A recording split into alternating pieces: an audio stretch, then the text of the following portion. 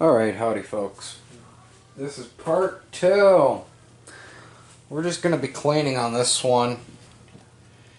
And I've got the heater going and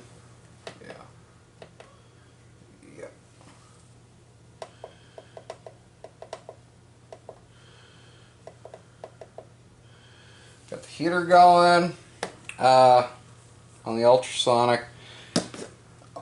Right now all I've got in it is standard tap water. We're going to be putting laundry detergent in here. We're going to be cleaning the aluminum parts. Laundry detergent will work just fine, and in some cases cheaper the better. And we're just going to dump that in there. Kind of mix that around a little.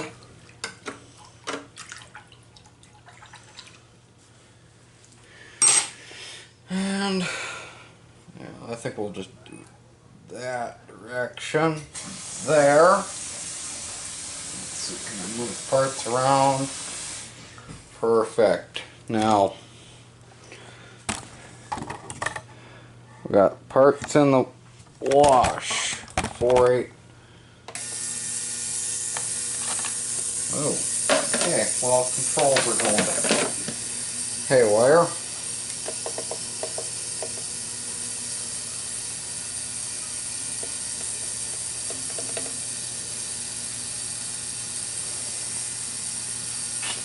With that soak, off camera I went and I just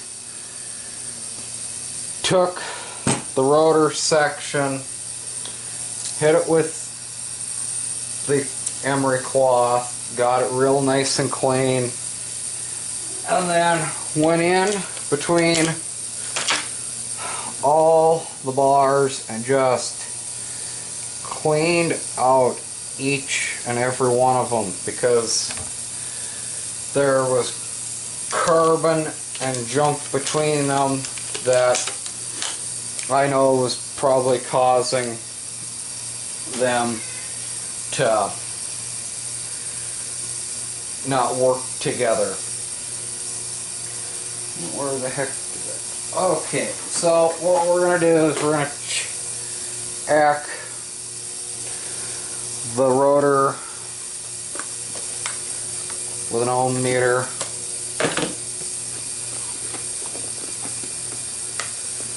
While we're waiting for the parts to clean. Oh, that water is black in there.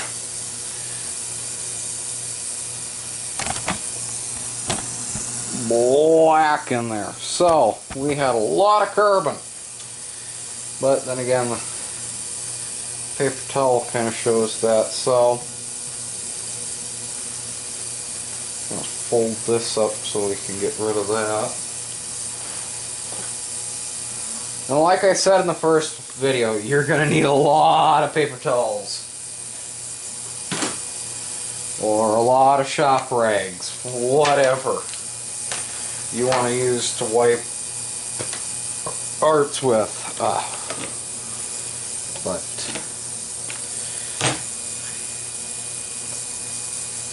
I got that on volts. Let's go there. Let's pull the alligator clamps off. Now, do I really need to check this? Yes and no. Yes, I do, because it's if it doesn't have good continuity, it will not work for you. Beautiful. Beautiful. Yeah, we're checking out pretty good here. I mean,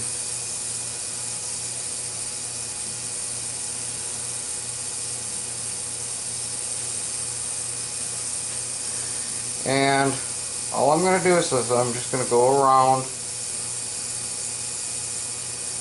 checking them all.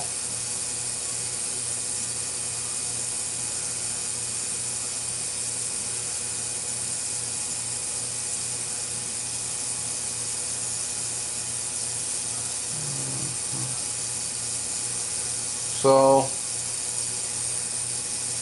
the triple goose egg is what you're looking for on the meter.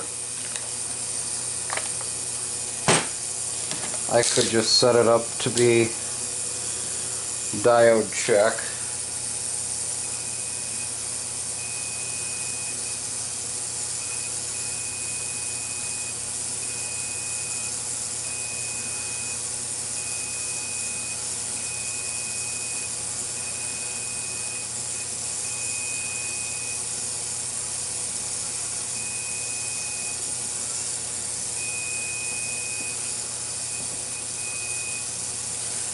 Yeah, I think we're all good there.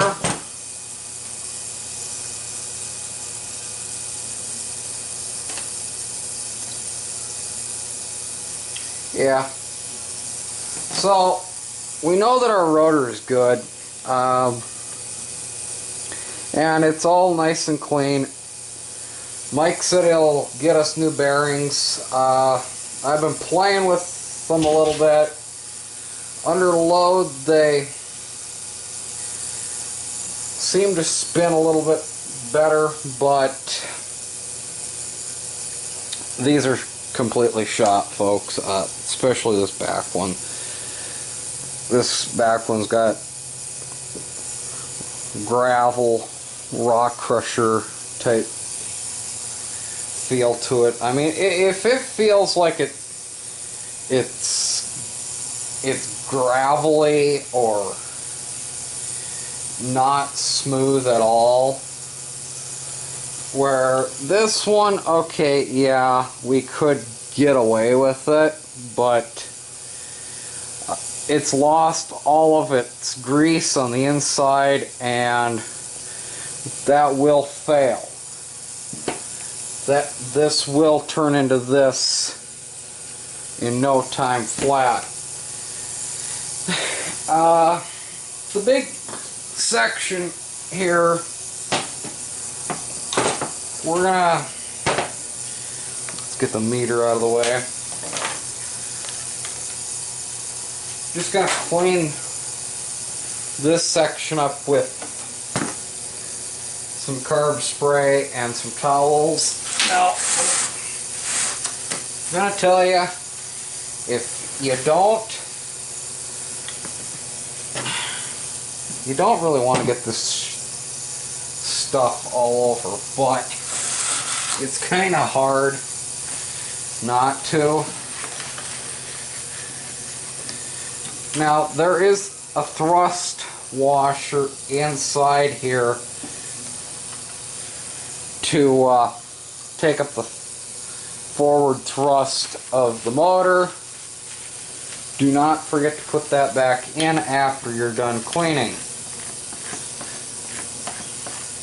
And you know what, we might just as well take this solenoid off.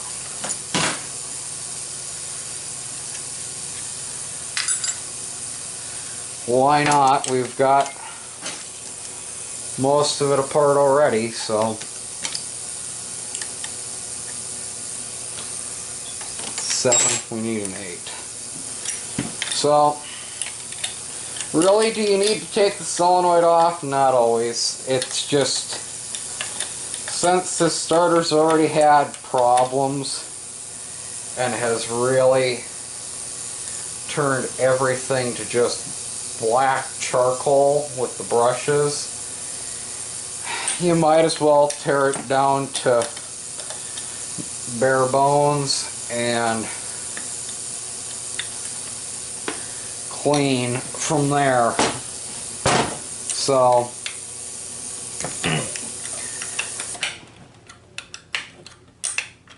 oh boy.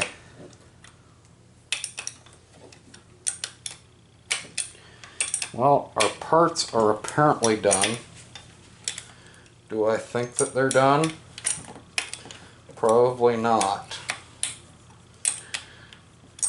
I think I might have to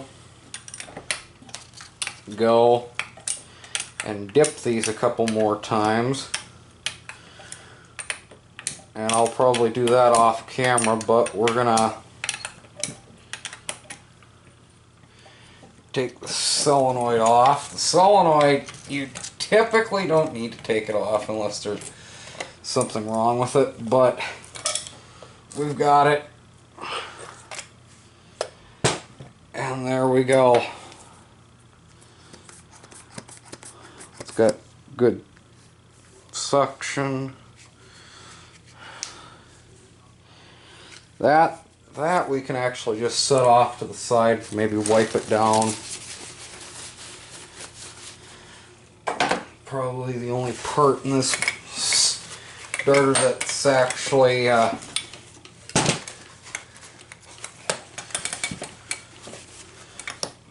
still clean.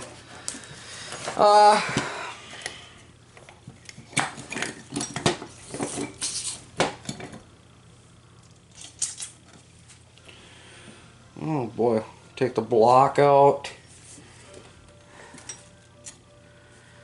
Okay. Well, that's where we'll just keep tearing into it. Okay, we're going to need a 10 mil pocket.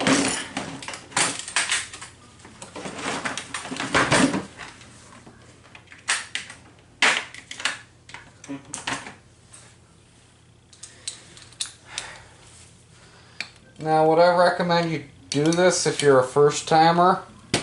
No, not at all. I'd say do not even attempt to tear this starter down this far, but I mean,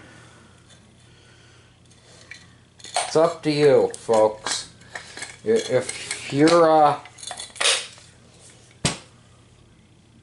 is that a press fit plate in there, folks?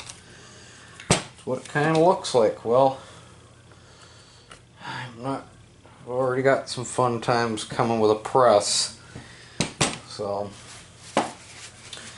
well, we'll just do option 2. Option 2, this is where you need the penetrant.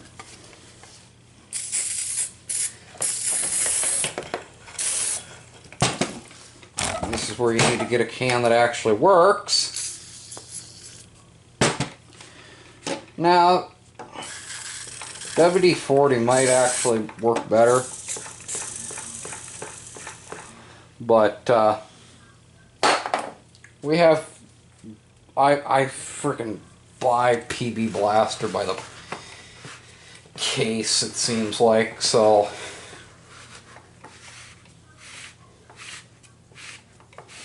besides that, if you're like me and you work on a lot of the old stuff, works great for reviving old rubber. So at least to get it to where it doesn't crack. That's a big thing.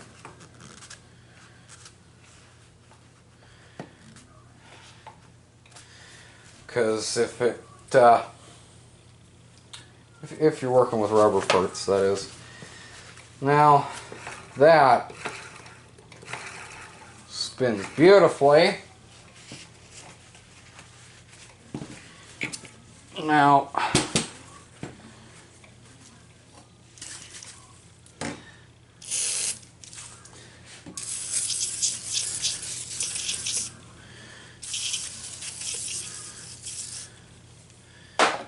righty.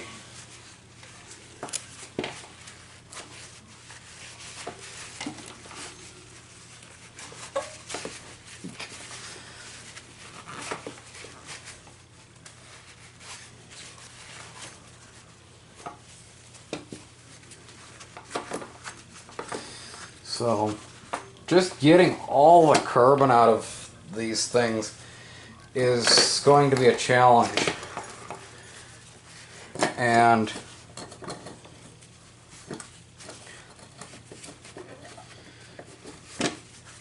this is where a lot of this just coked up. So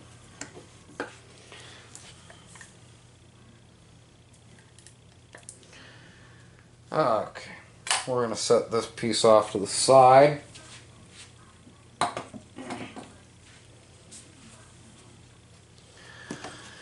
And let's see.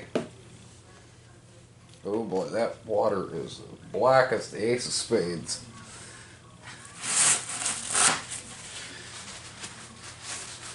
Okay. Ooh. Yeah, they could use another couple minutes in there. At least this one I know can. Now, how about this baby?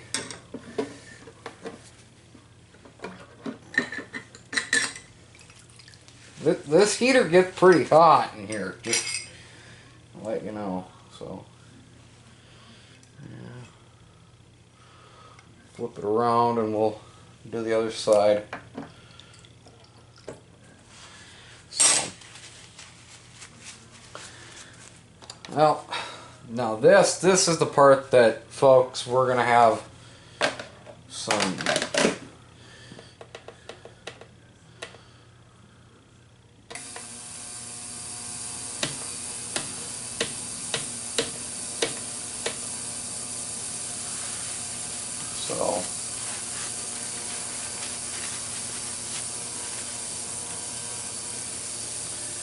because this has got electronics. We really can't get this as wet as you think we can.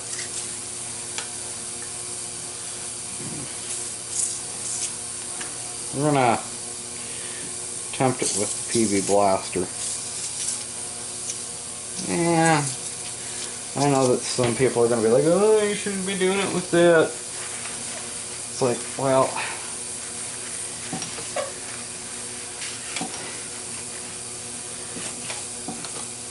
this is really caked with carbon, folks. This is just the worst you're ever gonna see, I feel, when it comes to carboning. Yeah, you folks can see what I'm doing. And all I'm doing is getting the magnets in here and ugh.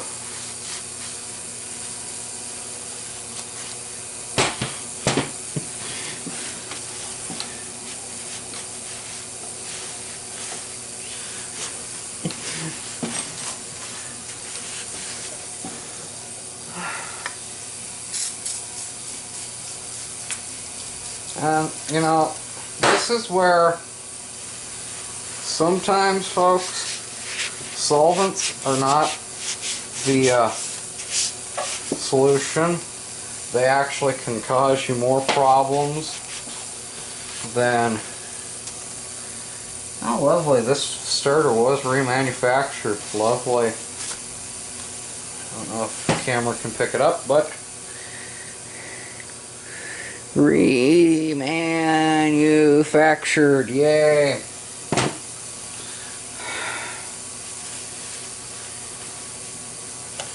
Oh, now then,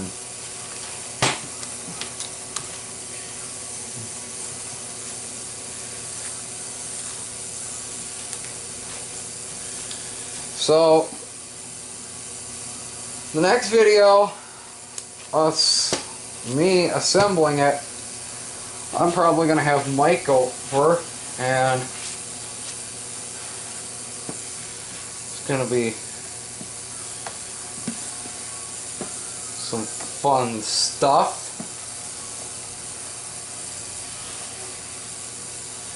See, on this channel we just don't do tool reviews, you know. Hey, I mean, I do get around to making the other videos for you folks.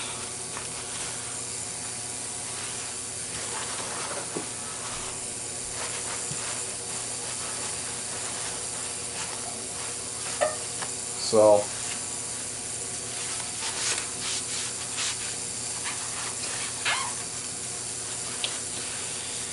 yeah.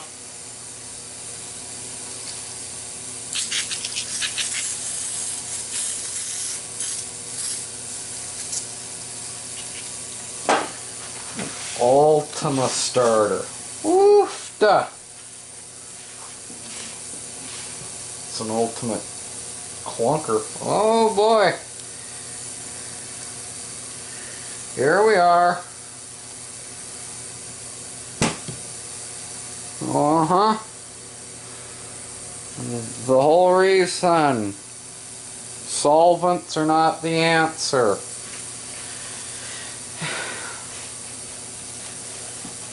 Didn't even see that until you started cleaning.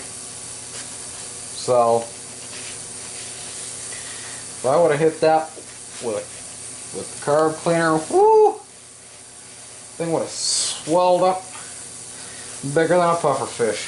So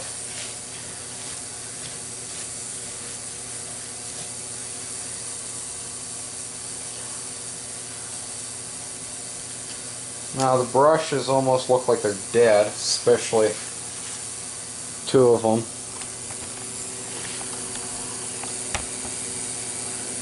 These two look like they're just about gone. And I've looked on AutoZone, I've looked on O'Reilly's. I cannot find a reman kit for this starter. Now, if anybody out there in YouTube land knows where the heck I can get a reman kit for this starter, put it down in the comments. I think everybody would love to know. Especially all of us that are working on the 6.2s and the 6.5 liter Detroits. Speaking of 6.5 liter Detroits, I do have another starter that I'm supposed to see if I can salvage. This actually came out of a 95 6.5 liter. So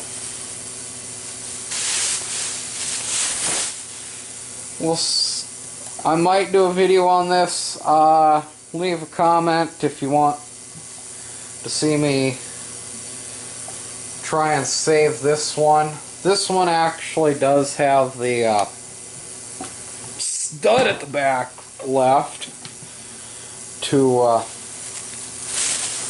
run the back bracket, where this one, somewhere along the lines, it lost its back stud for the back bracket, which I know that in some ways Mike would love me to get this one working over that one just because it's got the back stud, but this one might actually be more savable than this one. That's the ironic thing about it. And this one, I'd love to get it working because this is an OE starter. This is an actual AC Delco starter. So when it comes right down to it, I would love to get this one working. So, and that's another reason why, if you folks know where I can get a reman kit, that'd be nice. So,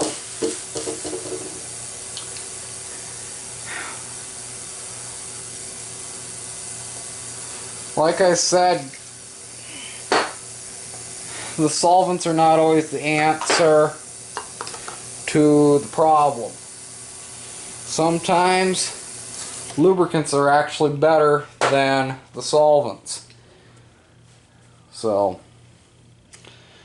especially if you get yourself a good penetrating oil or a WD-40. WD-40's been actually making some pretty good products lately, so. Well, I think I blathered your heads off enough. Thanks for watching. Please comment, rate, subscribe, and stay tuned for part 3, where hopefully we're putting this thing together. So, see ya.